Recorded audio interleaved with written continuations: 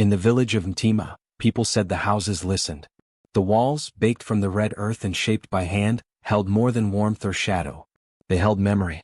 If one leaned close enough, it was said, one could hear whispers, old arguments, laughter long past, lullabies hummed to sleeping infants. Stories moved through these walls like wind, and sometimes a house would answer back, creaking softly with joy or sighing under grief. But there was one house that never answered, no matter how close one leaned. The house with no echo. It stood at the far edge of the village, half covered in the thick vines of neglected seasons. The thatched roof sagged like tired shoulders, and the windows, if anyone dared to peek, seemed always to blink away tears of dust. Inside lived Amara. She was known in the village not for words, but for the quiet way she moved, like she was afraid to disturb the air. She was small, with a narrow frame and large, knowing eyes. Children sometimes watched her from behind trees, wondering why her mouth never smiled and her arms were always covered, even in the heat. She would sit for hours under the baobab tree near the dry stream, scratching shapes into bark or stone with a piece of broken shell. The symbols never made sense to anyone else, but they were always the same. Lines, circles, slashes like falling rain, silent messages only the wind understood. Once, before grief twisted his soul, Amara's father had been a gentle man.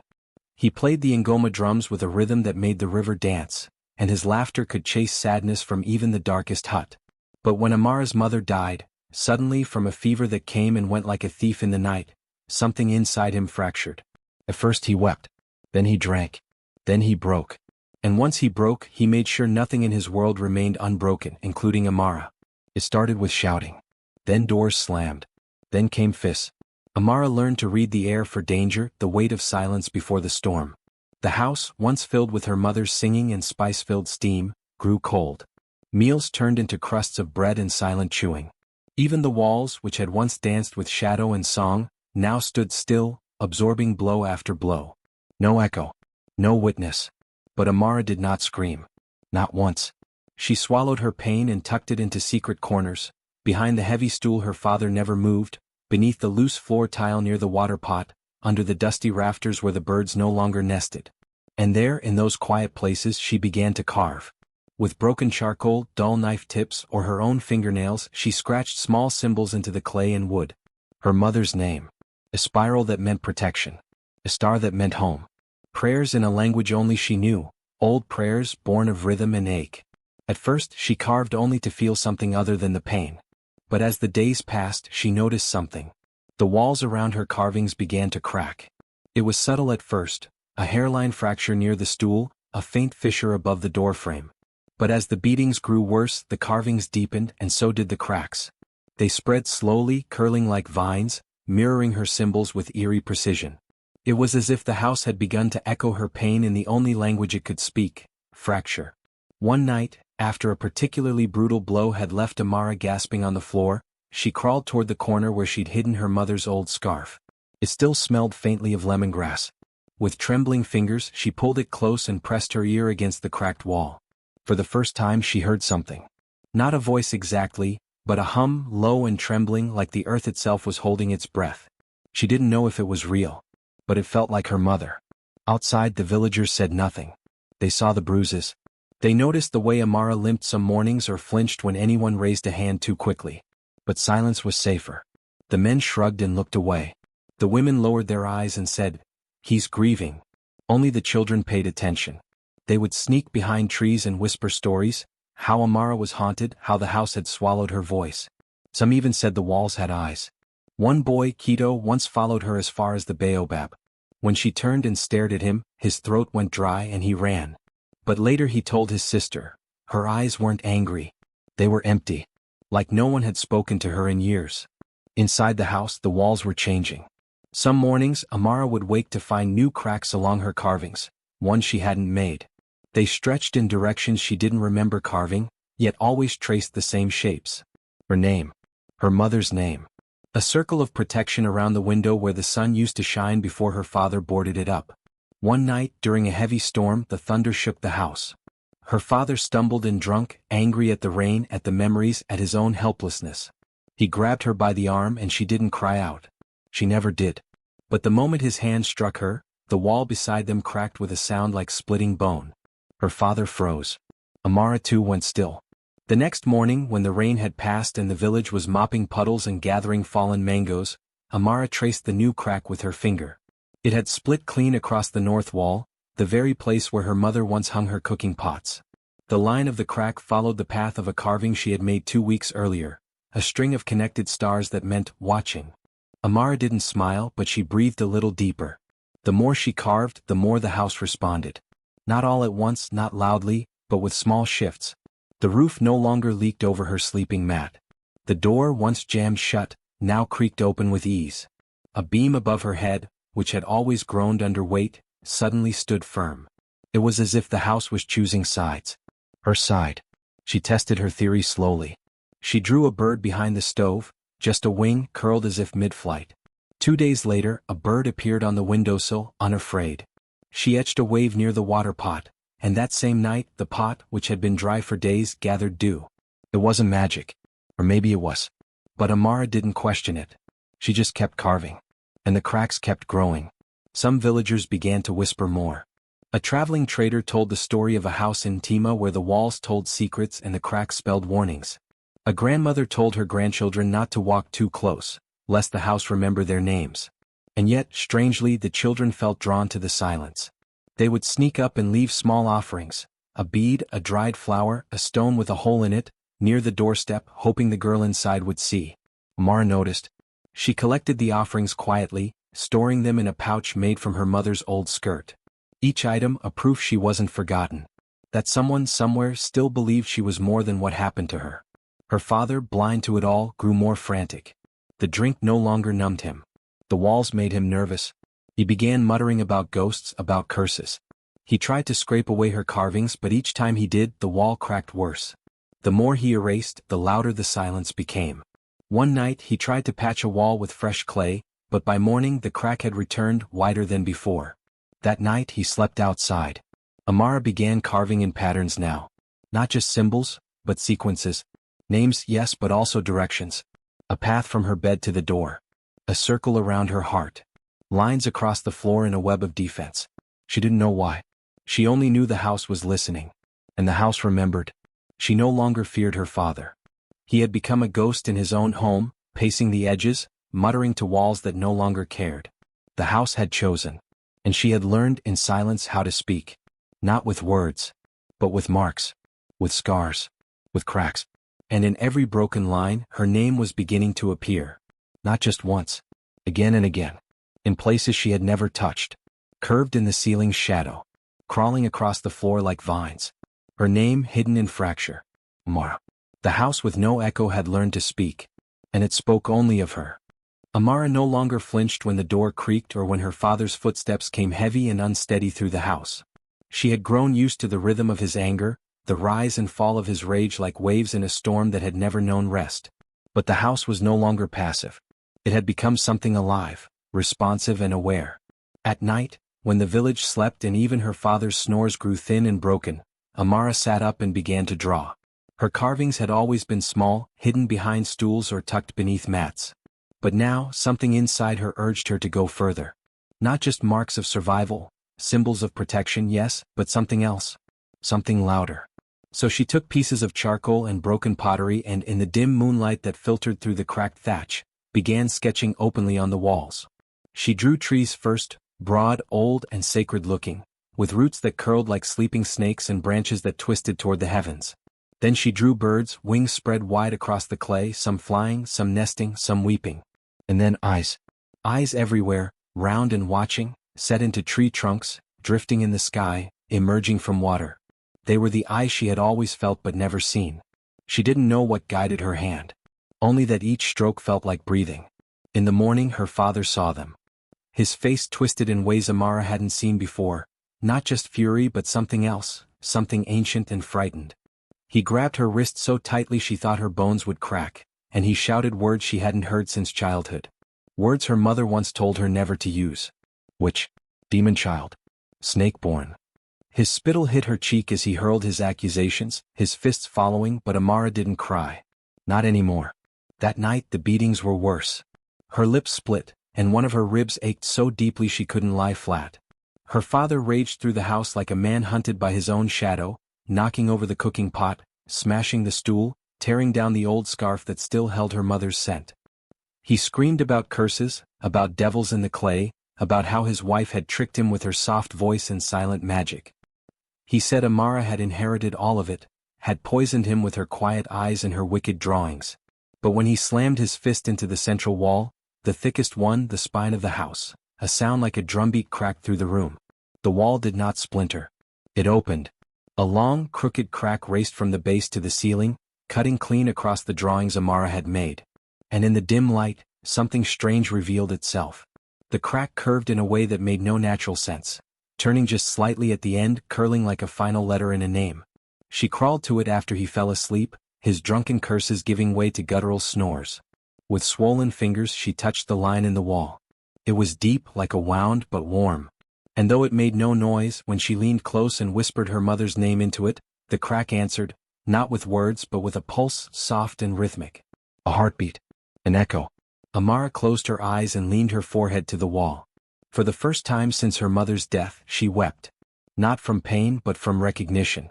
The house was speaking to her. Remembering her. Remembering her. That night, sleep didn't bring its usual terrors. Instead it brought dreams. She stood in a field, barefoot in soil that felt like home. Her mother was there, not as she remembered but younger, glowing, laughing with her arms full of wind and light. Behind her, a house rose, not the broken clay hut she lived in now, but something older, grander, alive. Its walls breathed in and out like lungs. Its windows blinked slowly like eyes. Symbols moved across its skin, ones Amara recognized from her own carvings. Her mother touched her face and whispered something too soft to hear. But her lips formed a word, listen. Amara woke before dawn, the dream still thick in her chest. Her face was damp but not from tears. The air in the house had shifted.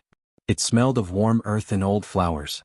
The central crack in the wall glowed faintly, as though light was pulsing through it from the other side. That day she stayed inside. Her father left early, muttering about needing to find stronger drink, and did not return. Amara used the time to draw more. This time not only shapes but patterns. Stories. A line of birds that circled back into themselves. A tree whose roots turned into hands. Eyes with tears that watered small seedlings. She didn't know what the drawings meant, not fully, but the house did. She felt it in the way the floor no longer creaked beneath her steps, in the way the cracked clay didn't flake away but held strong, even as it split. Near sunset there was a knock on the door. It was light, barely more than a tap. Amara froze. No one ever came to their house. When she opened the door, it creaked like it hadn't moved in years. An old woman stood there, leaning on a carved staff shaped like a lightning bolt. Her back was bent like a shepherd's hook, and her skin was the deep brown of river clay, with eyes that shimmered like glass. She wore a wrap the color of dusk, with tiny bones sewn into the edges that clinked when she moved. I have come to see the girl who draws breath into dead walls, the woman said. Amara didn't speak, but the woman nodded like she'd heard her answer anyway. My name is Leone, she said. Once, your mother came to me in the forest and said, my daughter will build a temple of silence. Help her remember who she is. I told her I would wait. Amara stepped aside. The woman entered, tapping her staff along the floor as she walked. She stopped in front of the main crack, now wide enough to slip fingers into. This house was not made by men, she said. Not truly. It was shaped by women of deep knowing, your ancestors. They mixed their blood with clay. Their voices with fire. That's why the walls listen. That's why they break for you. Amara said nothing, but her eyes widened as she watched Bibi trace her fingers along the crack. Do you know what this is? The old woman asked. This isn't just a wound. It's a name. It's yours. You carved the language of remembrance without being taught. That means your gift is waking. Amara pointed to her drawings, the trees, the birds, the eyes. Leone smiled. You remember in pictures, not words. That's the older way. Older than chants. Older than drums. Your mother did the same, though not as strong. Amara looked at the wall again, seeing it not as something broken, but as a mirror. A book. A body. But why does it only speak now? She asked softly. The old woman looked at her gently. Because you stopped being afraid. Amara lowered her eyes. She thought of all the nights she had wept in silence, of the bruises, the hunger, the dreams she had buried deeper than even her carvings. And still she had not run. She had stayed. And now the house was speaking. The house was remembering. Leone touched her shoulder. This home will not fall unless you allow it. But it is more than a home. It is a vessel. And through it your story will travel. Amara glanced at the cracked wall, where her name curved like a river in drought. She reached out and pressed her palm flat against it. The house pulsed beneath her hand. A whisper rose from the crack, not a word but a sound. A low hum like a drum far away, beating in rhythm with her heartbeat. The walls had remembered her. And now the world would too. Each morning, Amara woke to the same aching stillness, the silence that settled like ash after a fire. Her body bore fewer marks now, her father had grown quieter, distracted, but her soul remained raw. The house, though, seemed to be breathing again. Its air felt denser, more aware. The cracks on the walls had deepened, not from collapse, but from transformation. They no longer looked like damage. They looked like pathways, ribbons of story. And Amara could no longer keep her hands from them. She began to draw between the cracks, not just symbols but stories, scenes that bled from her memory into form. A girl curled beneath a tree while stars wept above her. A mother dancing in a storm, her laughter forming lightning. A fist paused midair, struck by vines that rose from the ground to hold it back. A serpent coiled around a beating heart. Her lines were clean, urgent, and steady. Every time her charcoal met the clay, the walls hummed, softly but unmistakably. The drawings didn't hide the cracks. They gave them purpose. The house vibrated with a kind of recognition. Amara's bruises, once blooming like slow purple storms, began to fade faster. She still felt sore but not broken. The healing was not only physical. It came from the house. From the clay. From the stories that curled and coiled through every inch of space she touched. She wasn't merely living in the house anymore. She was becoming one with it, its pulse, its whisper, its will. Her father, meanwhile, changed. He began coughing at night. At first she thought it was the drink, but the cough didn't fade. He spoke in fevered half-sentences, tossing in sleep, moaning like someone being chased. Once, Amara heard him call out her mother's name, not in longing but in terror. He started avoiding the central room, the one with the largest crack, the one that had curved like a name. He moved more slowly. His eyes turned dull. Sometimes he stared at the drawings on the walls and shivered. He no longer struck her, not because he had softened, but because something unseen had taken hold of him. Something from the cracks. Something watching. One evening, when the firewood ran low and the house grew cold, Amara sat near the hearth and whispered to the wall again. This time she did not ask it for protection. She thanked it. And as she traced her fingers along one of the drawn birds, its wings wide, its eyes open, the wall vibrated in response. It felt like the beginning of music. The next day, Leone returned, slipping in through the back as if the house had summoned her. "You've been speaking well," she said, running her palm along one of the newer drawings. Amara nodded. "It helps," she whispered. The elder lowered herself to the ground with a quiet grunt. "You've begun the old art. The kind that doesn't just express but echoes. The earth listens to pain, yes. But it listens even more closely to courage." Amara looked down at her hands. "Then I must be speaking loudly." Bibi chuckled, the sound dry and full of bones. "Oh child. You're not speaking anymore. You're singing." That night Amara lit no fire. Instead, she drew in the flickering light of the moon. She painted scenes from old stories she only half remembered, ones her mother had told her when the world was still kind. She painted justice and strength, tenderness and fury. She painted herself not as she was, but as she could be, tall, adorned in feathers and fire, standing before a crowd with light blooming from her chest. The walls accepted every image. And after each new stroke, the house made a soft, low sound, like a drum calling from underground. Days passed. Then weeks.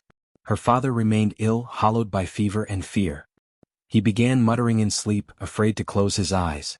Sometimes he sat by the door and refused to enter the house, whispering about shadows in the clay and voices in the cracks. But Amara no longer feared him. She pitied him. His strength had been borrowed, built on the silence he thought he'd owned. But the silence was no longer his. Word of the drawings began to spread. It started with a child, Nia, a little girl from the far side of the village who had always stared too long at Amara's house from the path. One afternoon she slipped inside while Amara was sweeping the floor. Amara nearly gasped, not from fear but surprise. No one ever came in. But Nia only pointed at one of the painted eyes on the wall and asked, "Did that used to cry?" Amara knelt. "Yes," she said gently. "But now it watches." Nia touched the eye and for a moment, the wall warmed beneath her tiny hand. She giggled. "It likes me." After that, other children came. quietly at first, sneaking away from chores or elders. They brought pebbles, flowers, bits of ribbon and left them by the cracks like offerings. They traced the drawings with reverent fingers, sometimes closing their eyes to feel the hum. One boy asked if the tree she had drawn was magic. Amara told him, "Only if you believe it is." Soon even the adults began to murmur. Some claimed the house was cursed. Others whispered that it was sacred. A few wondered aloud if Amara's mother had been more than just a kind woman with a quiet smile. People recalled strange things about her. How her garden bloomed even in drought, how animals followed her through the market. How her laugh once made a thunderstorm pause. They began to say her daughter was not just surviving. She was awakening. The village, once content to pretend her suffering didn't exist, now turned its gaze toward her house with curiosity. The elder women exchanged glances near the well. The men who once looked away now nodded solemnly when she passed. Her name was no longer spoken with pity. It was uttered with uncertainty, with caution, with awe. Inside the house, Amara painted a final image across the longest crack, her own face split slightly by the break but smiling. Around it she painted vines. Not to bind it shut but to grow through it, to make the wound bloom. Her father watched her work from a corner, too weak to rise. His breath rattled. His eyes held the hollow gaze of someone who had been abandoned by even his own shadow. Once he would have shouted. Once he would have struck. But now he only muttered. "This house, it's not right," he whispered. "It remembers too much." Amara turned, her fingers still smudged with charcoal. "Yes," she said quietly. "And so do I." That night, as the children's laughter echoed from the path, as the moonlight touched the drawn birds and made their wings seem to flutter, the house began to hum again, louder this time. A deep, rich sound like a song remembered after centuries of silence. The house was no longer a place of pain. It had become a sanctuary, a canvas, a voice. And Amara, once the girl whose bruises no one saw, was now the one they came to watch, to listen to follow. The skies above Mima shifted in strange, brooding silence long before the storm broke.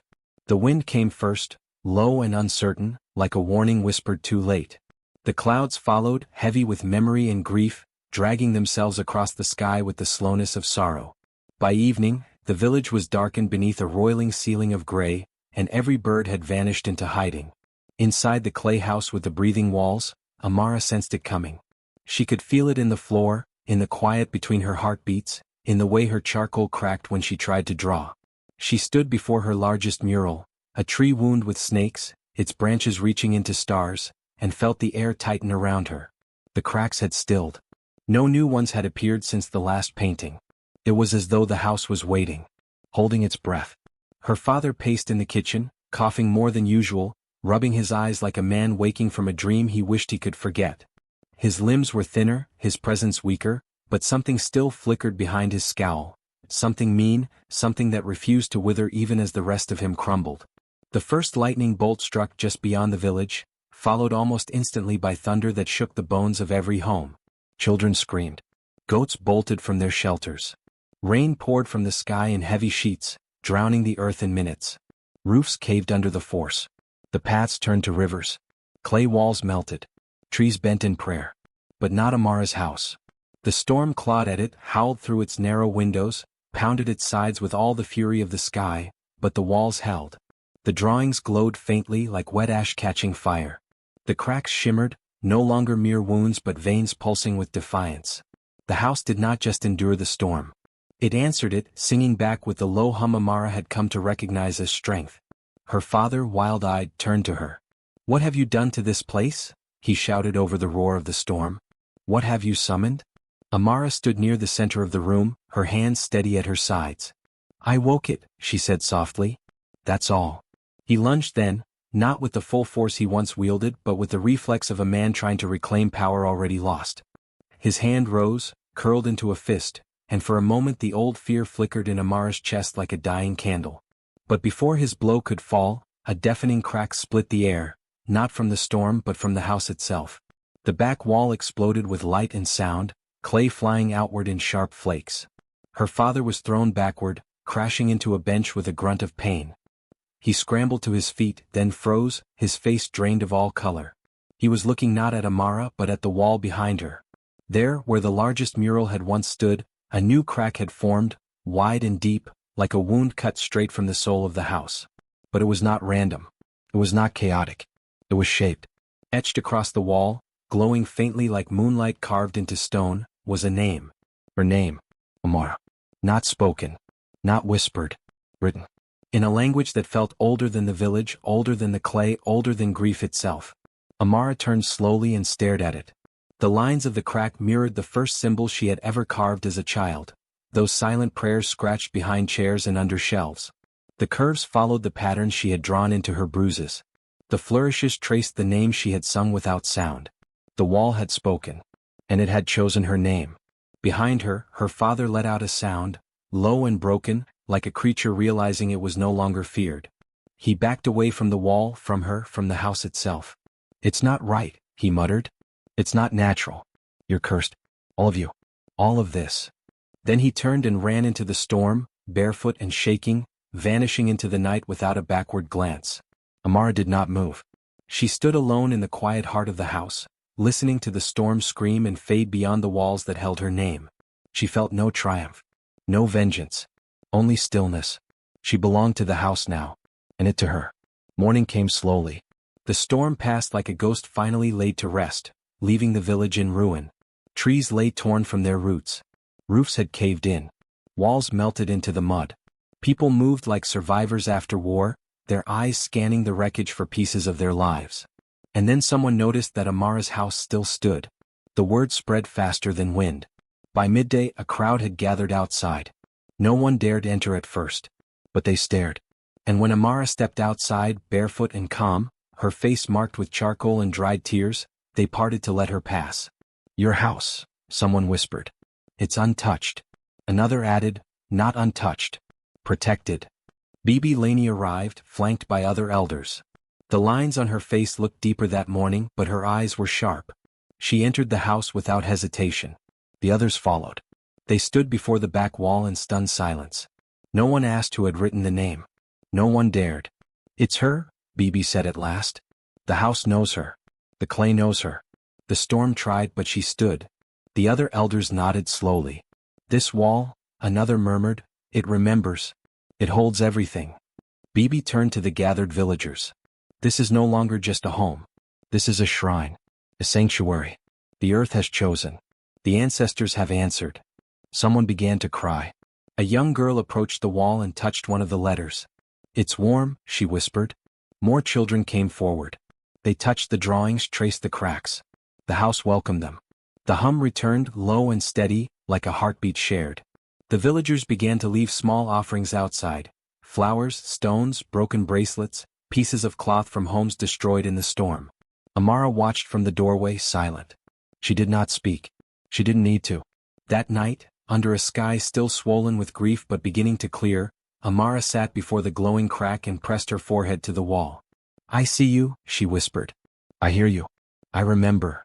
The wall pulsed in reply. And somewhere beyond the clay and the echoes, her mother's laughter rang once more, soft, bright, unbroken. The wind in Tima changed after the storm. It no longer whistled through the village like a warning but moved gently as if curious. People walked slower now when they passed the clay house at the end of the path. Children tiptoed near its walls and placed their palms softly against the etched names and drawings that had survived the storm. No one called it cursed anymore. No one turned their heads away. The fear had ebbed like the floodwaters. What remained was reverence. Inside the house, Amara had begun something new. She pushed aside old furniture and made space. Her mother's threadbare cloth was hung over the front window, letting sunlight dance inside. She placed a cracked stool near the wall of her name and laid out sticks of charcoal, ground flower petals, scraps of bark. She didn't announce her intention. She didn't need to. The house seemed to breathe in rhythm with her hands, waiting. The first child came before sunrise, a girl from the edge of the village, quiet and wide-eyed. She stood at the threshold, barefoot, holding a torn drawing of a bird she had tried to make on a banana leaf. Amara nodded and beckoned her in. The girl stepped across the doorway and froze, looking at the cracks that glowed faintly like embers deep in clay. "It's safe," Amara said. The girl hesitated, then walked in and knelt beside the stool. By midday 2 more had come. Then 4. By the end of the week, nearly a dozen children filled the house each morning. Some brought drawings. Some brought nothing but silence and bruised hearts. Amara welcomed them all. She taught them how to press charcoal without snapping it, how to sketch gently on crumbling surfaces, how to listen to a wall's breath before they asked it to hold their stories. They drew birds, trees, faces of long-gone mothers, fathers lost to war or drink. Some drew rivers that twisted through pain. Others traced symbols they could not explain. The house took them all in, never rejecting a line, never cracking from the weight. The murals spread like vines, curling over thresholds, whispering between door frames. Every line told a survival. Every shadow held a lesson. Amara, still young and soft-spoken, had become something beyond what anyone imagined. She was no longer the girl who bore silence on her skin. She was now the keeper of a house that hummed with resilience, a teacher of voices that once trembled. And the villagers, those who once turned away, who pretended not to hear the screams that broke the air, began to gather, not to watch in fear but to listen. They didn't speak loudly. They came to the doorstep and sat in silence. The hum inside the house calmed their spirits. Some wept quietly. Others brought food or cloth to lay at the base of the wall with Amara's name. The children started calling it, the house that listens. The elders whispered a different name, the house of her name. And slowly, even those who once turned their backs began to understand the power of calling someone by the name they chose to live with, not the one their pain forced upon them. Then one evening, just as the sun dipped below the trees and painted the sky a deep rust, a shadow appeared at the edge of the field. Amara was watering the small herbs growing along the wall, plants that had begun sprouting from old cracks filled with dust and ash. She looked up. The figure did not move. She knew who it was before he stepped closer. Her father. But this was not the man who once stood tall and filled the house with rage.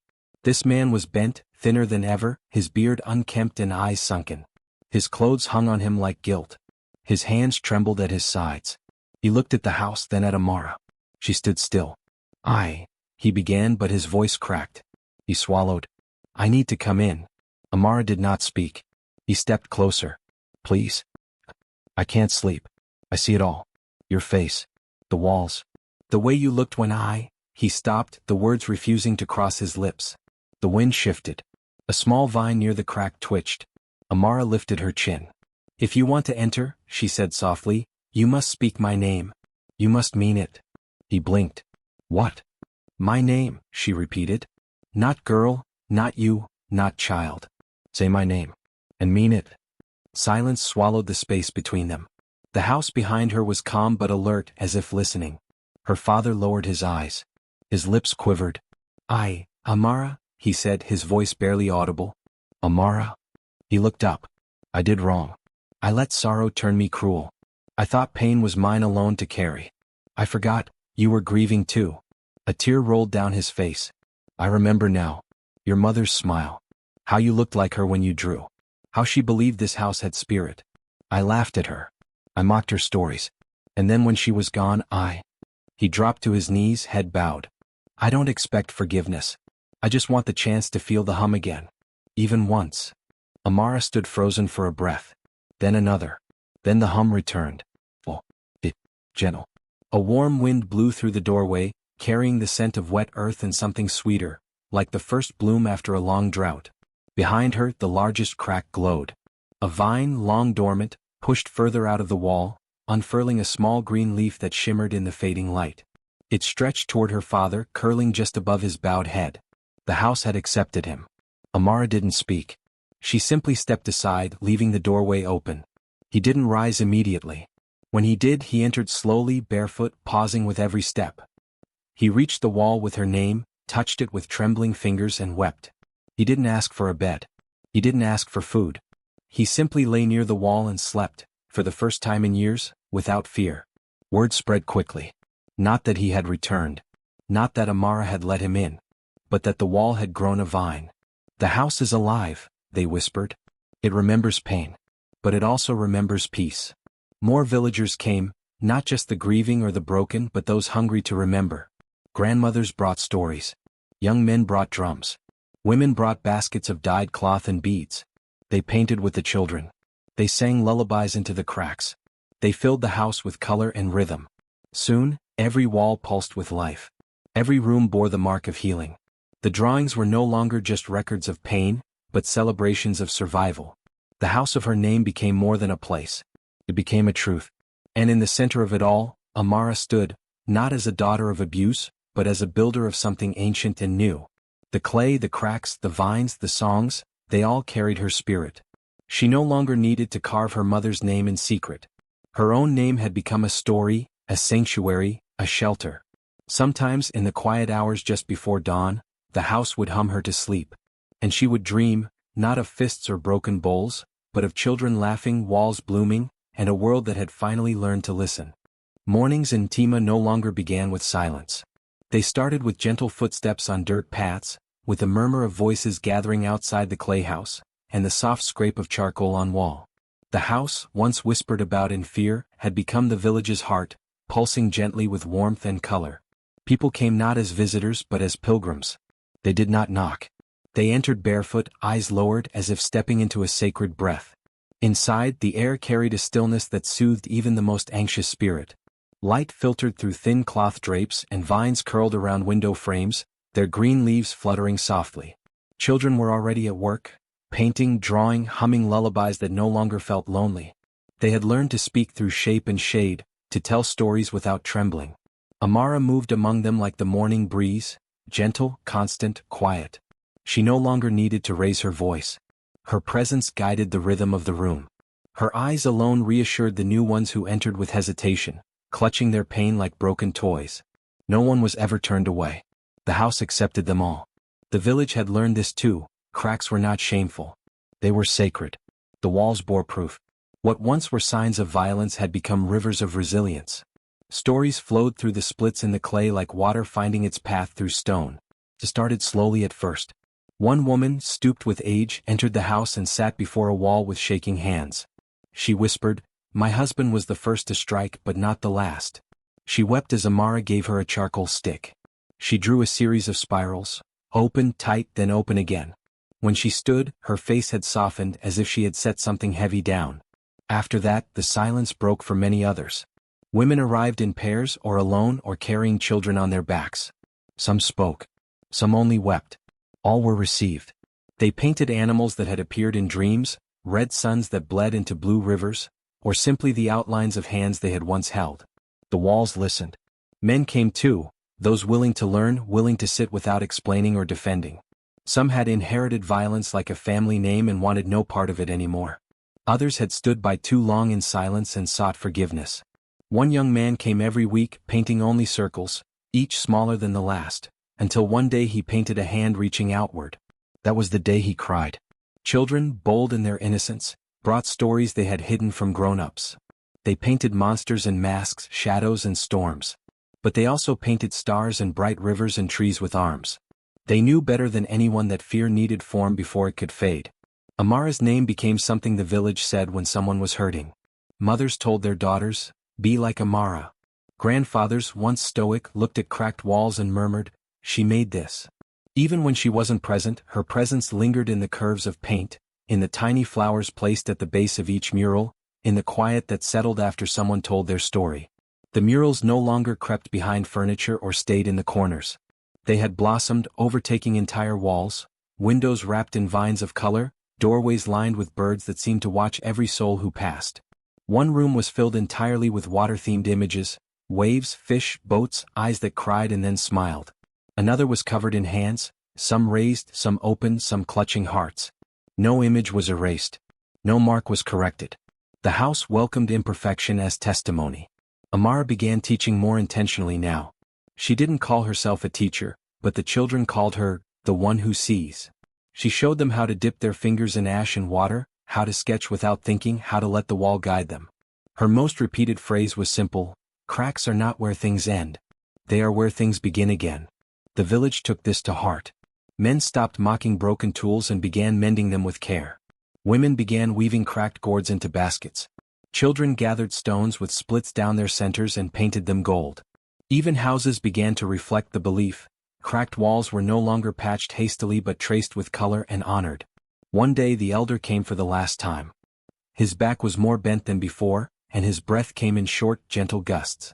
He walked with two children holding his hands, each holding a flower. When he entered the house, everyone fell silent. He moved slowly to the wall where Amara's name glowed softest and sat down. He looked up at her, eyes dim but full of light. "You've made the wall sing," he said. Amara knelt beside him. I only listened, she replied. He chuckled, a dry sound like rustling leaves. You've done more than listen, child. You reminded us that silence doesn't mean peace. That stories don't die in whispers, they wait. And when they rise, they bloom. He closed his eyes for a moment. I used to think the earth only listened to drums and feet dancing. But now I know, it listens to tears. And to hands that refuse to stop creating. A long pause. Then he whispered, barely audible, the wall will hold us. He leaned back, smiling faintly. And he never opened his eyes again. The children cried quietly. The villagers sat still as though afraid to break the moment. Amara leaned forward and kissed the elder's forehead. She whispered something only the wall heard. They buried him beneath the back window where the vines grew thickest. And Amara planted a garden at the base of the wall. She didn't use seeds. She used memory. Each flower represented someone who had come and healed. A red bloom for the woman who painted spirals. A blue for the boy with circles. A yellow for the girl who painted birds that looked like her sister. A white for her mother. A purple for her father, who still swept the floor in silence, day after day, quietly tending the edges of the murals with soft cloth. As the flowers grew, so did the legend. People came from neighboring villages, those who had heard of the house where silence was turned into song. They came with burdens heavy and hearts unsure, and they left lighter. They took the lesson with them. Some began murals in their own homes. Others told their stories aloud for the first time. Still others simply planted something, anything, and named it after a pain they had finally released. In time, Mima was no longer known just for its old trees or winding paths. It became known as the place where a wall once cracked and from it, a garden grew. And in the middle of that garden stood a house. A house that held stories. A house that hummed. A house that listened. The years moved like the gentle winds of Mima, quiet, persistent, always shifting the shape of things but never their soul. The village, once known only to traders for its fertile hills and deep wells, now held a deeper meaning for all who lived and passed through. It had become a place of stories, a haven of healing, and at its heart stood the house that had once been a chamber of pain and silence. Now it was the village's soul, a sanctuary where cracks had learned to shine. And once each year, when the sky darkened with the promise of rain and the earth smelled of memory, the villagers lit their lamps, painted their clay, and gathered in the open field behind the sacred house. It was the day the wall spoke, a festival birthed not in myth but in truth, in one girl's name split open across a wall and carried into the hearts of all. The festival began quietly, always with silence. The people would gather before the house at dusk, holding smooth, oval clay boards shaped like river stones. Each one bore a drawn or carved crack, some wide and jagged, some soft and curved. Each board was personal, a representation of the wounds carried, the stories once hidden. They were not shown to be judged but to be honored. Children dipped their fingers in dark pigment, tracing broken lines across their clay while their parents whispered the stories behind the shapes. This crack is where I lost my mother, one father murmured. And this one, he added, pointing lower, is where I found her voice again in you. His daughter smiled, pressing her hand against his. Elders, their hands gnarled and strong from years of labor, carried boards so covered in cracks they looked like river maps. They sat on woven mats, recounting tales of war, famine, love, betrayal, and redemption. And among them all, walking slowly between fires and flowers, was Amara. She moved with the grace of someone who had long since shed the weight of fear. Her hair, streaked with silver, was wrapped in blue cloth. Her arms, once marked with bruises and welts, now bore inked lines, tiny murals of vines, birds, and names. She greeted everyone with a nod and a touch to the shoulder, not interrupting stories but honoring them. Though her step had grown slower over the years, her presence still carried power. When she passed, the crowd shifted, quieted. Children turned to follow her with their eyes. Visitors from distant villages whispered her name like a spell. Some came simply to see her house, to kneel before its cracked walls and lay a flower at the base. Others came to speak to her, to offer their pain and hear her silence. A silence that never judged but always understood. Still others brought their clay boards to hang inside the house, alongside hundreds of others from years before. As night deepened and stars scattered across the sky, fires were lit. Lanterns in the shapes of cracked bowls were carried through the streets. Each home, no matter how new or strong, displayed a visible mark, some intentional crack painted with gold or filled with pigment. It was a sign of shared belief, that what had once broken could be beautiful, and what had once hurt could now heal others. Children danced with ribbons dyed in deep reds and golds, their movements mimicking the swaying cracks of old walls in the wind. Young boys performed short plays, reenacting the storm that split the wall. In every version, Amara stood taller than life, glowing with unseen light, while thunder roared her name. There were songs too, some soft, some loud. One began as a lullaby and ended in a drumbeat that shook the ground. The lyrics spoke of silence becoming a river, of hands turning bruises into brushstrokes, of names once whispered becoming songs sung in the open. And Amara stood at the edge of it all, her fingers gently touching the vine that had grown up the side of her house, the same vine that began the day her father spoke her name with tears. The vine had climbed higher each year, now winding through a window frame and curling across the ceiling beams. Sometimes in the quiet hours she still saw him, her father, sitting in the garden at dawn, whispering prayers to the flowers. He never asked to enter the house again and she never offered. But she left water near his usual spot each morning, and he left a bloom in return. During the festival, he did not join the crowds, but he stood just within the tree line, watching the glow of lanterns, his figure outlined by moonlight. The villagers no longer feared or hated him. They had learned, as she had, that time did not erase sins, but it could soften them, reshape them, and plant new choices in their place. As the fires grew lower and songs grew slower, Amara walked alone into her house. The walls greeted her with silence, not the kind she had once feared, but the kind she had grown to love. The kind that listened. The kind that remembered. The cracks still glowed faintly during storms, and tonight, though no rain had yet fallen, they shimmered softly. She pressed her palm to the largest one, the one where her name had first appeared. A cool wind moved through the window, brushing her cheek. It carried with it the scent of the garden, jasmine, rose, and the earth itself. And then a sound. Laughter. Soft and rippling, like a river chuckling over stones. It came not from the house but from beyond it, from the garden, from the branches of the trees swaying in the night. Amara's breath caught. Her knees nearly gave beneath her. She turned. The wind came again, gentler this time, wrapping her like a shawl. And again the laugh. Not loud, not ghostly, not imagined. Real. Her mother's. Not words. Just laughter. Just joy. The kind she hadn't heard since childhood, when they would lie beneath the stars and trace the sky with fingers. She stepped outside, barefoot on the earth, tears streaking her cheeks before she realized they had fallen. The garden swayed. The flowers opened slightly as though waking. She said nothing. She didn't need to. That night, as the lanterns faded and the villagers drifted to their homes, a new mural appeared on the back wall of the house. No hands had painted it and no one saw it appear. It was a single line at first, then a curl, then a bloom. A shape of a face formed not in paint but in shadow and glow, her mother, smiling. No one dared paint over it. It stayed there always, flickering in the moonlight and soft rain, visible only when the wind passed a certain way. The following morning, Amara placed her clay board, drawn with a long, curling crack, beneath it. And for the first time in many years she sang. Not loudly. Not for a crowd. Just for the wall. Just for the woman who had once held her as the wind now did. The festival of cracks continued every year after, each one growing richer in memory, deeper in color. The story was never just about pain anymore. It was about what came after, the strength to return, to rebuild, to become something that could never be silenced again. The wall held them all. And when it rained and the cracks began to glow, the village would gather and smile. Because they knew. She was listening.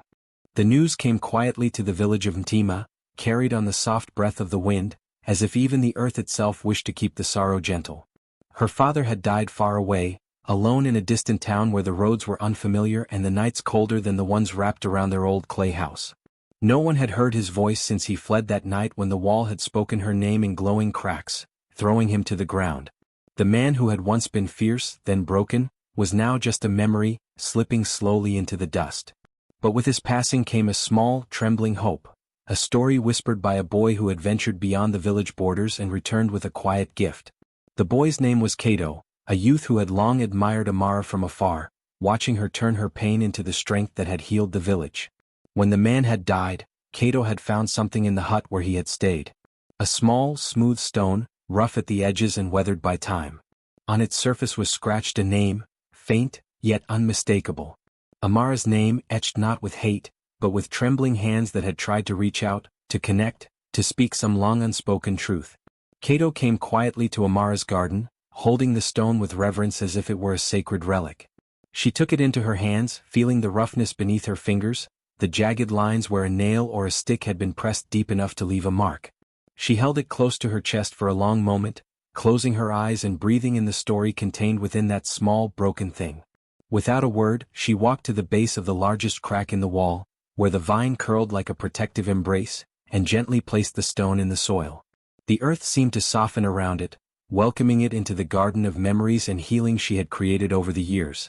Then, as if called forth by some silent prayer, a single white flower bloomed beside the stone, its petals delicate and pure against the roughness of the garden bed. Amara knelt down and brushed the flower's petals softly with her fingertips, a bittersweet smile touching her lips. When the villagers gathered later that day, drawn by the news of the stone and the flower, Amara stood before them in the fading light, her voice steady and warm as she spoke for the first time about the man who had once hurt her. "He was broken," she said, her eyes scanning the crowd, "but even broken hands can try to write truth." The words echoed through the air, simple but filled with a power that settled deep into the hearts of those listening. It was a moment of reckoning, of forgiveness that did not forget but allowed space for the imperfect and the human. From that year forward, a new tradition blossomed in the village. Each family began to bring cracked stones, each inscribed with the names of those they had lost, those who had wandered away, those who had never spoken their pain, those who had simply been forgotten. The stones were placed carefully in Amara's garden, each one a small monument to a soul once broken but remembered. The garden grew wild and beautiful, a mosaic of cracks and names, a sanctuary for stories once buried in silence. The villagers came to call the house the Sanctuary of Names, a place where every crack and scar became part of a living history, a shared map of survival and courage. Amara tended the garden with quiet devotion, planting seeds and watering roots, knowing that each stone was a story, each flower a testament to the power of memory and the resilience of love. The stones gleamed faintly in the moonlight, and sometimes late at night she could swear she heard whispers carried on the breeze, voices of those who had passed, speaking softly through the leaves. The house itself seemed to breathe with this new life, the cracks no longer marks of pain but paths of connection. The vines wove through the stones, binding past and present, sorrow and hope. And as the seasons changed, the Sanctuary of Names became more than a place, it became a promise. A promise that no one would be forgotten. That even the hardest stones could hold a name. And that every crack, no matter how deep, could become a place where healing began. Amara's heart grew fuller with each day, her spirit lighter than it had ever been. She walked through the village with a new kind of grace, a softness that came from knowing she was not alone, and that the walls around her had not just held her, but had carried her forward. When she looked at the garden now, with its cracked stones and blooming flowers, she saw not only the story of her father but the story of everyone who had ever been broken and had dared to try again. And in the silent strength of that garden, Amara found peace.